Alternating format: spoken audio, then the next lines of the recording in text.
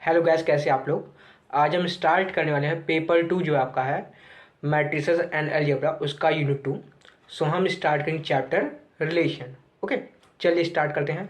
आज हम पढ़ने वाले हैं Cartesian product of two sets and relation के बारे में। ओके, चलिए स्टार्ट करते हैं बिना समय गंवाए। सपोज हमारे पास कोई दो सेट है, सेट ए में आपका एलिमेंट्स है 1 2, और आपका दूसरा सेट है बी जिसमें एलिमेंट्स हैं 1 2 3। ओके, सो अगर हम ए क्रॉस बी फाइंड आउट करें तो क्या मिलेगा, ए क्रॉस बी ये आपका हो जाएगा। इसमें एलिमेंट्स क्या होंगे, देखिए कैसे होंगे, 1 1, सो आपको मिलेगा 1 1, देन आपको मिलेगा 1 2 1 2, देन 1 3 1 3। ओके, बिल्कुल ऐसे ही आपको क्या मिलने वाला है, देखिए आपको मिलेगा 2 1, सो आपको मिलेगा 2 1, आपको मिलेगा 2 2 एंड 2 3। ओके, सो कुछ इस तरीके से हम फाइंड आउट करेंगे ए क्रॉस बी। ओके, सो आप यहाँ पर देख सकते हैं जो हमारा ए क्रॉस बी में एलिमेंट्स कैसा है, ए कॉ बी टाइप का है, कोऑर्डिनेट फॉर्म का है। ओके, लेकिन अलजेब्रा में हम इसे क्या बोलते हैं, ऑर्डर्ड पेयर। ओके, सो इसे हम क्या बोलेंगे, ऑर्डर्ड पेयर। ओके, सो यानी कि Cartesian product of two sets में आपके एलिमेंट्स कैसे होंगे, ऑर्डर्ड पेयर फॉर्म में होंगे, और जिस पेयर में जो पहला होगा वो एलिमेंट सेट ए का होगा और दूसरा एलिमेंट सेट बी का होगा। ओके, सो ये है आपका एलिमेंट ऑफ सेट ए, और जो दूसरा पार्ट है पेयर का वो होगा element of set B. Okay, तो आप समझ गए होंगे कि हमारा Cartesian product of two sets में कैसे एलिमेंट्स होते हैं। चलिए अब इनकी बेसिक डेफिनेशन देख लेते हैं। Cartesian product of two sets. Okay, suppose हमारे पास दो सेट्स हैं A and B. If A and B are two sets, okay, then Cartesian product of A and B is denoted by A cross B. Okay, and A cross B is given by, आपका मैंने बताया order pair form में element होगा। सो आपका A, B such that जो आपका small a है वो सेट A का एलिमेंट है, और जो आपका स्मॉल b है वो आपका सेट B का एलिमेंट है। ओके, चलिए आपको यहाँ तक अच्छी तरीके से समझ में आ गया होगा कि Cartesian product of two sets होते क्या हैं। ओके, चलिए एक और खास बात देखते हैं, कार्डिनलिटी क्या होगी Cartesian product of two set की। कार्डिनलिटी अगर आपको नहीं पता तो मैं बता दूं, कार्डिनलिटी क्या होता है, किसी गिवन सेट में उसमें कितने एलिमेंट्स हैं। Okay, so number of elements in a given set is known as cardinality. Okay, जिसे हम मॉडुलस से डिनोट करेंगे। So cardinality of A cross B क्या हो जाएगा, cardinality of A into cardinality of B. Okay, और इस फॉर्मूले को आप वेरीफाई कर सकते हैं यूजिंग दिस एग्जाम्पल। ओके, तो आप देख सकते हैं ए क्रॉस बी में कितने एलिमेंट हैं, ए क्रॉस बी में एलिमेंट्स हैं 1 2 3 4 5 6, है ना, 6 एलिमेंट है ए क्रॉस बी में। और अगर हम उस फॉर्मूले से निकाले तो क्या आएगा, देखिए। सो अगर हम फॉर्मूला अप्लाई करें, ए क्रॉस बी की कार्डिनलिटी क्या आ जाएगा, cardinality of A into cardinality of B. Cardinality of A यानी कि सेट ए में कितने एलिमेंट्स हैं, सेट ए में 2 एलिमेंट्स हैं। Okay, so 2 into cardinality of B, set B में कितने एलिमेंट्स हैं 3। ओके, सो 2 इंटू 3 हमें मिल गया 6। ओके, तो आपने यहाँ देख लिया कि cardinality of set A cross B हम कैसे फाइंड आउट करेंगे। ओके, चलिए अब आगे बढ़ते हैं। सो आज के वीडियो का सबसे मेन टॉपिक है रिलेशन। ओके, रिलेशन के बारे में आपको पता ही होगा, आप में से कुछ बच्चों के रिलेशनशिप भी होंगे तो आपको अच्छे से रिलेशन के बारे में पता होगा। चलिए देखते हैं मैथ्स में रिलेशन क्या होता है। ओके, सो मैंने क्या कहा, अगर ए कॉमा बी लिखा हुआ है, इसे मैंने क्या बोला, order pair. Okay, order pair में ए कॉमा बी, इसे हम ऐसे भी कह सकते हैं, A is related to B. Okay, maths में अगर लिखना होगा A is related to B, तो उसको हम शॉर्ट में कैसे लिख देंगे, ऑर्डर पेयर के फॉर्म में। ओके ओके, यहाँ तक समझ में आ गया होगा। इसे मैं ऐसे भी नोटेशन की तरह, इसे हम ऐसे भी डिनोट कर सकते हैं, ए आर बी। ओके, दोनों का सेम मतलब है, A is related to B. Okay okay, अब इस रिलेशन को अच्छे समझते हैं। मैथ्स में रिलेशन क्या होंगे, कुछ मैथमेटिकल रिलेशन होंगे। ओके, रियल लाइफ में आप रिलेशन जानते ही हैं कि कोई किसी का भाई है, कोई किसी का फादर है ना, ऐसे रिलेशन होते हैं रियल लाइफ में। लेकिन यहाँ पे क्या होगा, मैथ्स में क्या होगा, कुछ मैथमेटिकल रिलेशन होते हैं। तो मैंने अगर रिलेशन ले लिया आर, मैंने आर रिलेशन ले लिया है किस चीज़ का, लेस देन। ओके, रिलेशन क्या है, लेस देन का रिलेशन है। अब मैं कह रहा हूँ आप सेट ए और सेट बी के लिए वो रिलेशन फाइंड आउट करिए। ओके, सो आपने ए क्रॉस बी निकाला है। अब ए क्रॉस बी में हम देखते हैं कि ए हमारा बी से लेस है किन किन एलिमेंट्स के लिए। ओके, तो आप देखिए, ये आपका पहला जो आपका 1,1 है, इसमें आपका वो रिलेशन फिट नहीं बैठेगा, क्योंकि 1 इज नॉट लेस देन 1, 1 1 के इक्वल होता है। ओके, सो हमारे जो रिलेशन हमने लिया है उसमें ये एलिमेंट नहीं आएगा। ओके, दूसरा देखते हैं 1,2।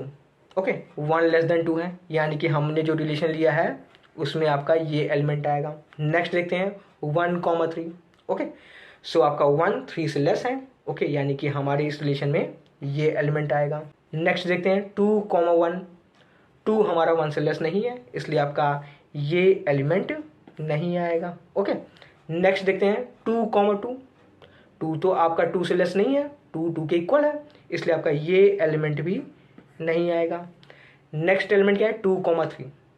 2 इज लेस देन 3, इसलिए जो हमारा रिलेशन है उसमें ये एलिमेंट अभी आएगा। सो जो हमारा रिलेशन था लेस देन का, उसमें कौन कौन से एलिमेंट आएंगे मैं लिख देता हूँ। आपके एलिमेंट्स होंगे 1,2, 1,3 एंड 2,3। ओके, तो आपने देख लिया कि जो रिलेशन है, ये जो आपका रिलेशन आया है, देखिए ये एलिमेंट्स किसके हैं, ए क्रॉस बी के ही हैं, है ना। यानी कि आर जो है आपका सबसेट है किसका, ए क्रॉस बी का। ओके, सो जितने भी रिलेशंस होंगे, अगर सेट ए और सेट बी के बीच में कोई भी रिलेशन होगा तो वो हमेशा ही क्या होगा, उनके कार्टेशियन प्रोडक्ट का सबसेट होगा। ओके, ये बात भी आप इस एग्जांपल से समझ गए होंगे। चलिए अब बेसिक डेफिनेशन देख लेते हैं रिलेशन की होती क्या है।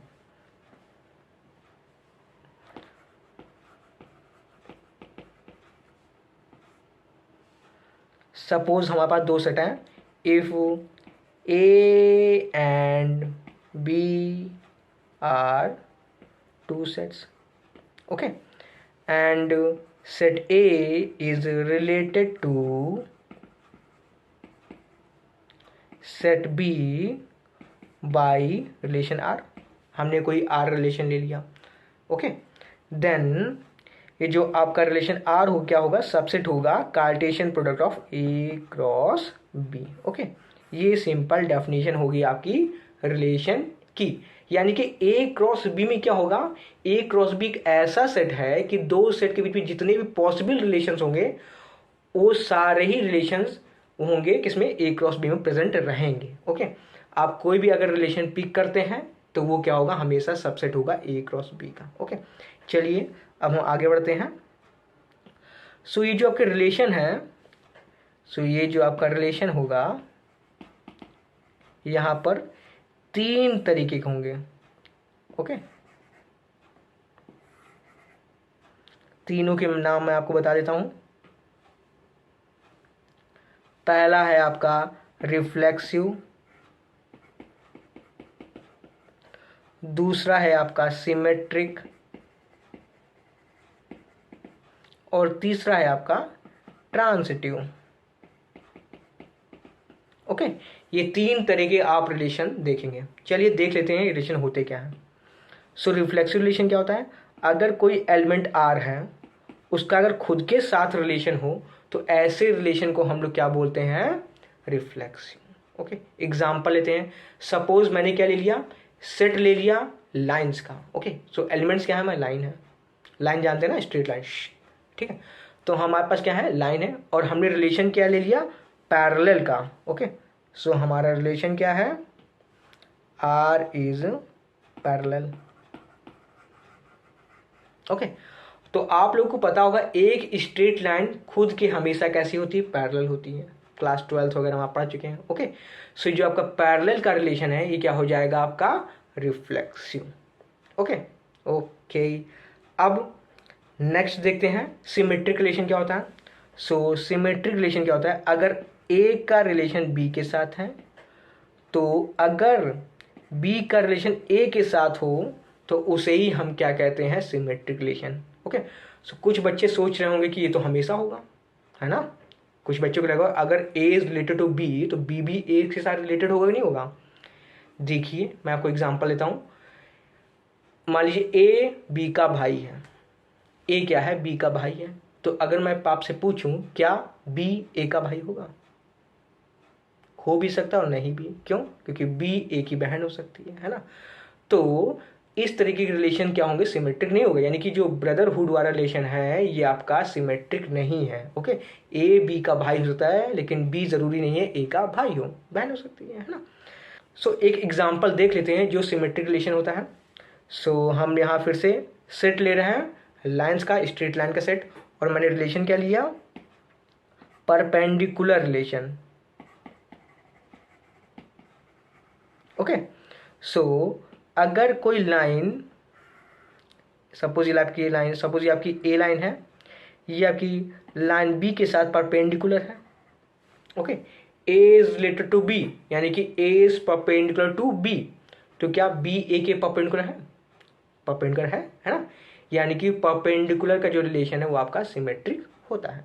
ओके, चलिए अब देख लेते हैं हम ट्रांसिटिव रिलेशन क्या होता है। ओके, सो ट्रांसिटिव रिलेशन क्या होगा, A is related to B, अगर ए बी के साथ रिलेटेड है, बी आपका सी के साथ रिलेटेड है, तो अगर आपका ए सी के साथ रिलेटेड होगा तो हम क्या बोलेंगे, ऐसे रिलेशन को ट्रांसिटिव रिलेशन। ओके, एग्जांपल लेते हैं। सेम मैंने क्या ले लिया, सेट ऑफ लाइंस ली, स्ट्रेट लाइन, और मैंने रिलेशन क्या लिया, पैरेलल का ही। ओके, रिलेशन मैंने क्या ले लिया, पैरेलल। ओके, सो हमने रिलेशन ले लिया पैरेलल का। सपोज ये आपकी लाइन ए है, ओके, और ये आपकी लाइन बी है। आप देख सकते हैं ए पैरेलल है बी के, ए इज रिलेटेड टू बी। हमने एक तीसरी लाइन ले ली सी, और ये जो आपकी लाइन सी है, B is parallel to C. Okay, A parallel है बी के, बी पैरेलल है सी के, तो क्या ए पैरेलल है सी के, आप देख सकते हैं है पैरेलल। ओके, सो ये जो आपका पैरेलल रिलेशन होता है ये ट्रांसिटिव रिलेशन भी होता है। ओके, तो अगर कोई रिलेशन आपका रिफ्लेक्सिव भी हो,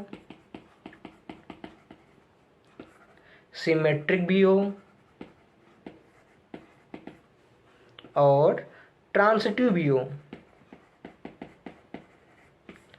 तो ऐसे रिलेशन को हम बोलते हैं इक्विवेलेंस रिलेशन। ओके, मैंने अभी आपको सिंपल बेसिक तरीके समझा दिया है। इसके बारे में जो तीनों रिलेशन हमने पढ़े हैं इसके हम डिटेल में पढ़ेंगे नेक्स्ट वीडियो में। ओके, सो नेक्स्ट वीडियो हम रिफ्लेक्सिव रिलेशन का एग्जांपल देखेंगे, और एग्जांपल देखेंगे, क्वेश्चंस लगाएंगे, सिमेट्रिक रिलेशन के भी क्वेश्चंस लगाएंगे और ट्रांसिटिव रिलेशन के भी हम क्वेश्चंस लगाएंगे, और देखेंगे अगर हमें कोई ऐसा रिलेशन मिलता है जो तीनों हो, यानी कि रिफ्लेक्सिव, सिमेट्रिक और ट्रांसिटिव, देन वो क्या होता है, इक्विवेलेंस रिलेशन।